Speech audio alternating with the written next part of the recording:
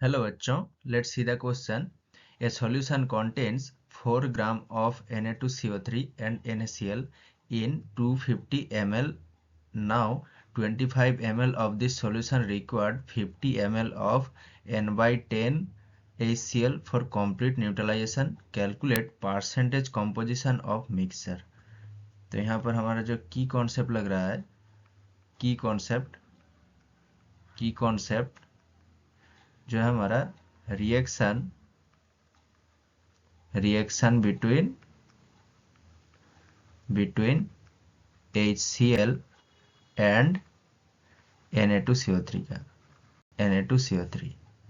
तो इस वाला जो रिएक्शन होता है, जो हमारा Na2CO3 एंड NaCl का जो मिक्सचर है, उसमें से ओनली जो Na2CO3 है वो HCl के साथ रिएक्ट करता है एंड जो NaCl है मिक्सचर में वो रिएक्ट नहीं करता। तो ये HCl के साथ रिएक्ट करके क्या देता है, जो हमारा NaCl plus CO2 plus H2O देता है। मतलब NaCl देता है, कार्बन डाइऑक्साइड देता है एंड हमारा वाटर देता है। तो इस टाइप ऑफ रिएक्शन में क्या होता है, जो equivalent gram equivalent of one substance equal to substance मतलब यहाँ पर reactant equal to gram equivalent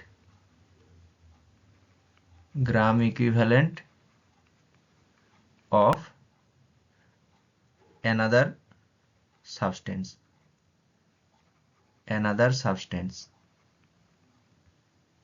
ये है हमारा रिएक्टेंट। तो यहाँ पर जो Na2CO3 का ग्राम इक्विवेलेंट होगा वो इक्वल टू कितना आ जाएगा, ग्राम इक्विवेलेंट ऑफ अनदर सब्सटेंस मतलब HCl का।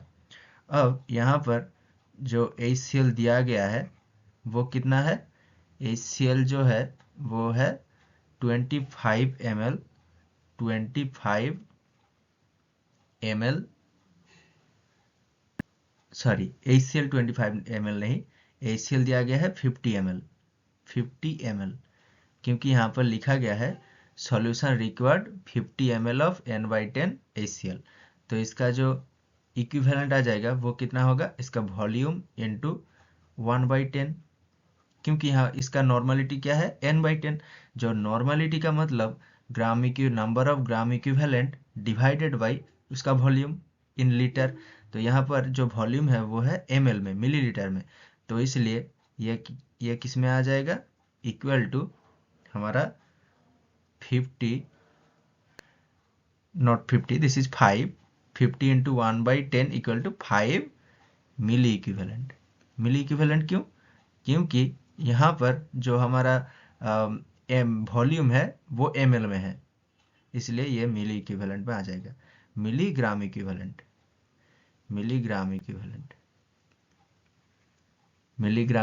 आ जाएगा।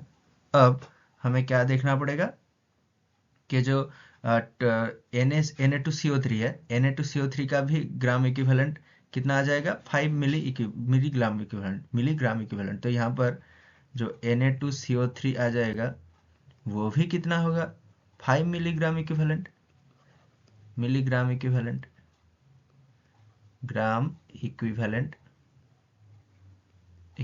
तो इस तरीके से हम ये क्या लिख सकते हैं कि 25 ml में वो कितना है, 25 ml में 5 मिली इक्विवेलेंट है। अब 250 ml में कितना होगा, 5 इंटू 250 डिवाइडेड बाई 25, इसका मतलब ये कितना आ जाएगा, 50 आ जाएगा। अब हमें देखना पड़ेगा ये जो 50 है वो है total number of gram equivalent in milli, मतलब मिलीग्राम इक्विवेलेंट। Gram equivalent. तो इस तरीके से हम क्या लिख सकते हैं, सपोज अब हम लेट जो हमारा Na2CO3 है, Na2CO3 वो है A ग्राम एंड जो हमारा NaCl है वो है हमारा B ग्राम। तो इसको ग्राम में लिख लेते हैं, ग्राम।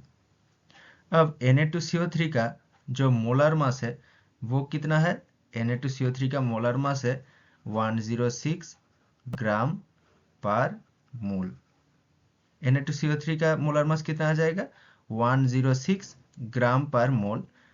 एंड ये डिसोसिएट होके क्या देता है, Na2CO3 डिसोसिएट होने के बाद ये देता है 2Na प्लस CO3 2-। तो इसका वैलेंसी कितना आ जाएगा, 2, क्योंकि टोटल नेगेटिव को ही अगर कंसीडर करें तो यहाँ पर 2- है, इसलिए वैलेंसी इक्वल टू 2। इसका मतलब इसका जो इक्विवेलेंट मास कितना होगा, इक्विवेलेंट मास इक्वल टू हमारा जो मोलर मास है वो डिवाइडेड बाय 2। तो इसका मतलब ये कितना आ जाएगा, 53 ग्राम पर मोल, ग्राम इक्विवेलेंट।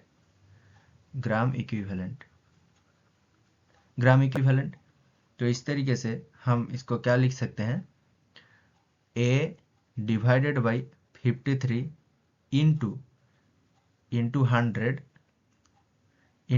क्यों, सॉरी 1000 इंटू 1000 क्यों, क्योंकि A/53 का मतलब ग्राम इक्विवेलेंट आ गया, इंटू 1000 इसका मतलब मिली ग्राम इक्विवेलेंट।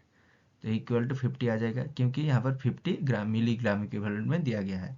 तो इस तरीके से A कितना आ जाएगा, 2.65। अगेन जो हमारा B होगा, B वो कितना आ जाएगा, V इक्वल टू यहाँ पर दिया गया है टोटल जो कंटेंट है सॉल्यूशन वो है 4 ग्राम। तो B इक्वल टू 4 - A, मतलब 4 माइनस 2.65। इसका मतलब ये कितना आ जाएगा, हमारा आ जाएगा 1.35 ग्राम। अब Na2CO3 का जो परसेंटेज हमें निकालना पड़ेगा, परसेंटेज कॉम्पोजिशन ऑफ मिक्सचर। तो Na2CO3 का परसेंटेज पहले क्या होगा, परसेंटेज ऑफ Na2CO3 वो कितना आ जाएगा, 2.65 डिवाइडेड बाई 4 इंटू टोटल को हम 100 लेंगे क्योंकि परसेंटेज कहाँ गया है, तो ये आ जाएगा 66.25%। अगेन जो हमारा परसेंटेज ऑफ NaCl होगा, NaCl वो कितना आ जाएगा, हमारा percentage of NaCl equal to हमारा कितना आ जाएगा, 100 माइनस 66.25। इसका मतलब यह आ जाएगा 33.75। तो यहाँ पर हमारा फाइनल आंसर क्या है, percentage composition of mixture 66.25% Na2CO3 and 33.75% NaCl. Hope you understood it well. Best of luck.